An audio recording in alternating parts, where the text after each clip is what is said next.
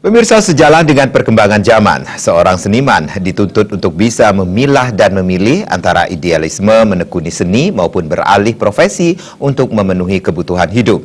Namun tidak sedikit seniman juga memilih menekuni seni untuk dijadikan pemenuhan kebutuhan hidup tanpa harus mengorbankan seni itu sendiri.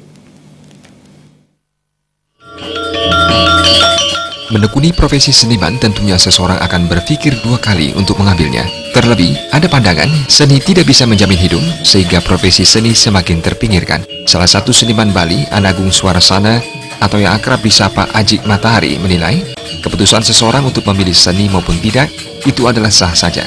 Tidak dapat dipungkiri, hidup ini perlu dana dan tidak hanya sikap idealisme. Namun dibalik itu, jika seni ditekuni dengan sungguh-sungguh, hal ini akan dapat dijadikan sebagai pedoman hidup. Hal ini terbukti dengan banyak seniman terkenal yang menekuni seni dengan sungguh-sungguh dapat menanggung hidup keluarganya. Sejalan dengan kemajuan zaman, maka seorang seniman dituntut untuk bisa bersaing dalam mengembangkan seni tanpa meninggalkan pakem yang ada. Banyak seni kontemporer yang saat ini dihasilkan para generasi muda sebagai bagian dari karya seni yang patut diacungi jempol.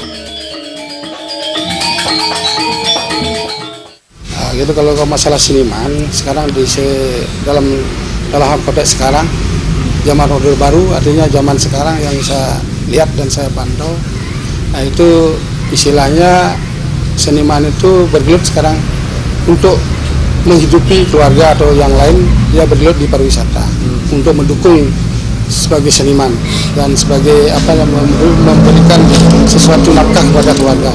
Sehingga budaya itu memang harus dilestarikan. Karena kebudayaan yang dulu perlu di zaman sekarang ini dikembalikan lagi. Jadi supaya orang-orang yang asing, misalnya orang tamu-tamu yang datang ke sini melihat daripada konteks kita yang ada adat istiadat kita, budaya dan agama kita bisa berlangsung dengan baik.